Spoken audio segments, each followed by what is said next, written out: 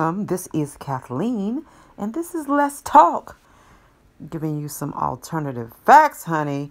Make sure you subscribe to my YouTube channel. We're going to start it off with Bishop Stephen A. Davis has been appointed to be the new pastor of New Birth Church. That's in Atlanta, Georgia. If you recall, Bishop Eddie Long was the pastor. He has since passed on. He was left behind, rather, a legacy of being a great pastor, some would say. But I'm more concerned about the fact that he was a pedophile, or an accused pedophile. And looking at the picture, well, what do you think? Seems like, well, we know Atlanta is like the gay mecca for black men. And I do legitimately have some concerns about, there being a continuation of gay authority over any church. A person who is homosexual, only because the Bible says wrong. And, I'm a Bible believer. Certainly I'm not God, but I know what his word says, and that is that on that. So that's Bishop Stephen A. Davis and his wife. And of course, we all remember Bishop Eddie Long and his accusers, 5 total, that were compensated to the tune of, I believe, $20-30 million. And, he lived a long time after these men accused him of sexual rape, assault, sodomy. You throw it in there, they say he did it. I actually purchased Centino's Kemp's book. The book is very vivid, very, you know how people say you can't make this stuff up. That's the feel I get when I read the book. Like, you can't make this stuff up. So we all know Bishop Eddie Long passed away, but he didn't clean up his mess before he left. He never really came out and said, hey, look, I didn't do this, and these people are lying, and I am going to fight this tooth and nail. So, Bishop Stephen A. Davis. Let's keep an eye on Atlanta, on New Birth, and this new pastor. I'm hoping everything works out well. Why wouldn't I? That would be crazy. But, what has the church done since the Bishop Eddie Long scandal? Have they, are they educating themselves? Not just New Birth, but all churches. Something to think about.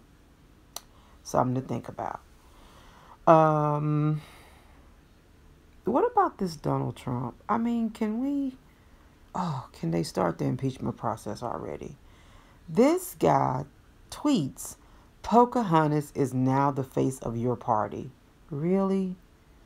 I'm just like, I'm exhausted. I can't deal with Trump. He is like, what is he like? He's like Barney. Remember Barney the dinosaur that used to, I love you, you love me. Some people love that thing. He was so annoying to me. I hated it. And, I always felt like he had some little weird agenda. He used to speak in that little funny language. Sounds like he was speaking in tongues or something. I didn't like that stuff. Anywho, Donald Trump is like a big purple Barney at an adult party. Like, you don't belong in the White House. That's pretty much sums it up. And then, on top of that crazy tweet, Anderson Cooper tweeted that the U.S. official confirms Flynn and Russia did talk about sanctions on a pre-inauguration call, which draws for much, much concern. Of course, I say that, but at the same time, Trump admitted that he had some type of relationship with Putin before he was even elected. I mean, he was like, I talked to him on the phone. He's my friend. Yeah, like on the phone. I call him.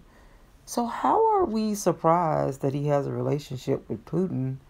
And, of course, that he's been communicating with them and probably trying to work some type of deal out with them, under the table. Are we really surprised? I mean, Trump doesn't even pay his workers. He has practiced discrimination. He grabs them by the cooch. I mean, I don't even think there's anything this guy could do that would surprise us, which is sick in and of itself. Now, I want to talk about Wendy Williams. Look at this pic of her. She was kind of cute, she said that's when she was very, very young. This chick, though, Wendy, I know people are in your ear, like, telling you that you are all sorts of a hater. Like, I don't know what it is with you, but you have a thing with black women. Wendy, please fix it. I don't even watch your show like I used to. Like, I used to DVR you. I don't. Because I don't care if I don't catch you. I don't look for you. Because of, you seem to have this hatred towards black women. I don't know what it is. Anywho, so she's talking about Kim Zolciak is coming back to Bierman. Kim Zolciak Bierman is coming back to Housewives of Atlanta, which is cool. I think everybody like Kim. She was dope to me. I like Kim. And Nene. Love Nene. Love Kim. I just love them all. They're entertaining. They're entrepreneurs. They're females. They're black. I love it all. And, she was like, yeah, Kim should come back. She went on to say that, basically, Candy, you're getting boring, after this whole menage a trois, I kissed a girl thing, fades away, that Candy should kind of disappear. I'm like, Wendy, really? Because Candy should kind of disappear. I'm like, Wendy, really? Because Candy is like the peach, the queen peach right now. Wendy just has a level of hateration in her that she doesn't even recognize. I don't know, when she goes back and looks at the tapes, I mean, can't you see it on your face and your mannerisms? Anywho, she goes on to say that Sheree Whitfield should be off the show as well. I'm exhausted talking about Wendy. Wig lady, stop it. And find you another stylist, because sometimes you dressing like Grandma Page, and I don't know. You kind of got some type of squirter fetish. I don't know. Maybe it's cold in there. Your wigs do look pretty good, though. They do. I like your wigs. Kim Zolciak wears wigs as well. I'm surprised. Does she have a wig line out? She should, because Derek J was hooking those wigs up. But anywho, she talked about Kim's plastic surgery and how she looks pretty and all that good stuff. I don't know. But a shocker this Sunday is that when Kim does appear on the show, does a cameo appearance on the show, she and Psycho chick Kenya.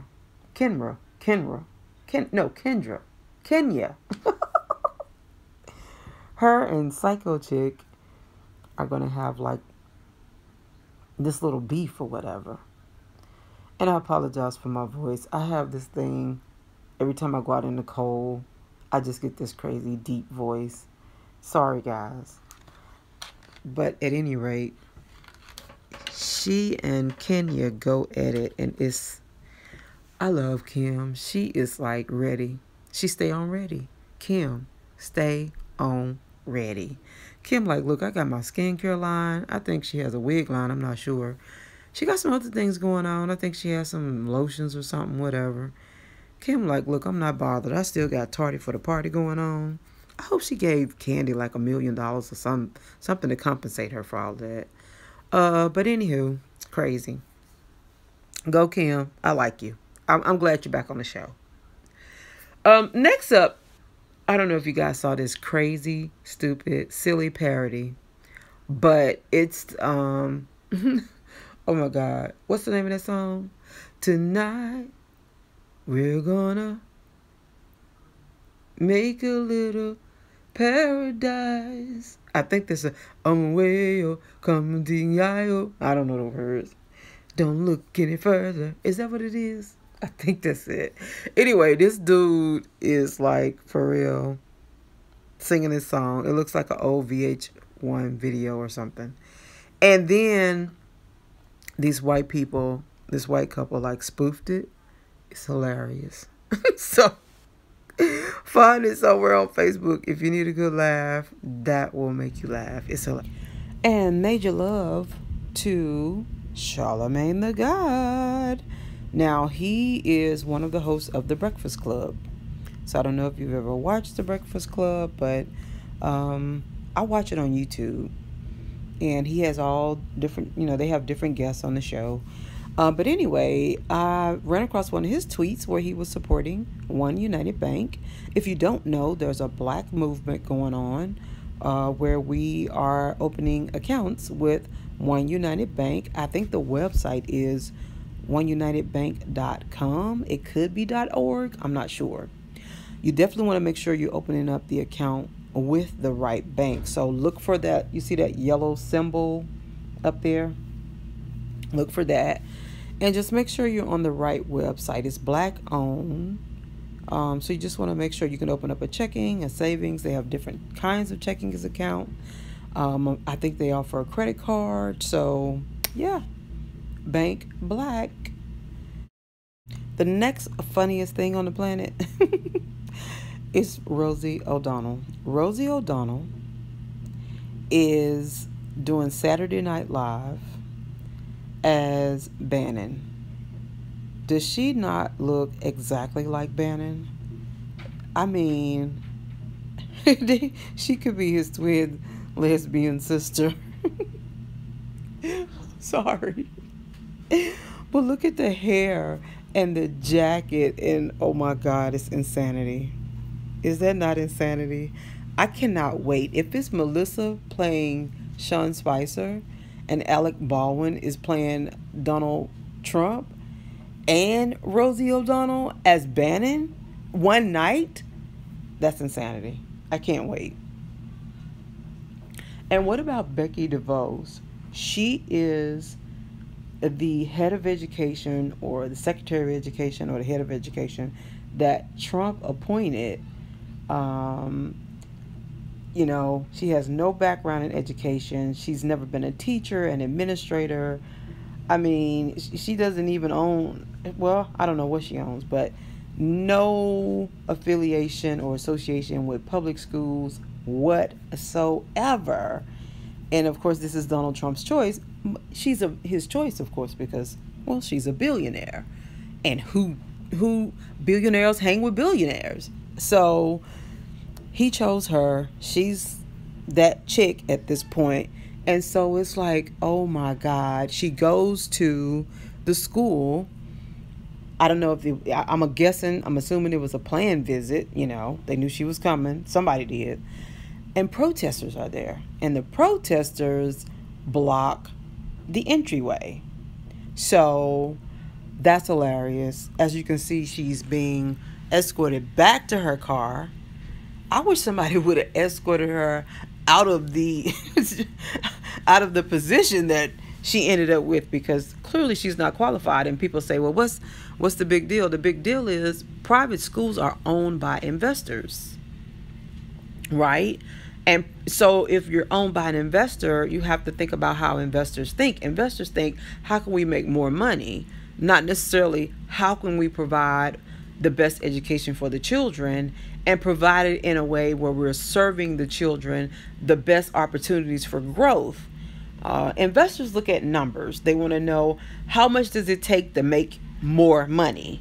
And that's what they do. So that's not going to serve the best interest of the children. I can tell you that right now. So, they're looking at charter schools and private schools, and you kind of got everything in the bucket at this point, even homeschooling.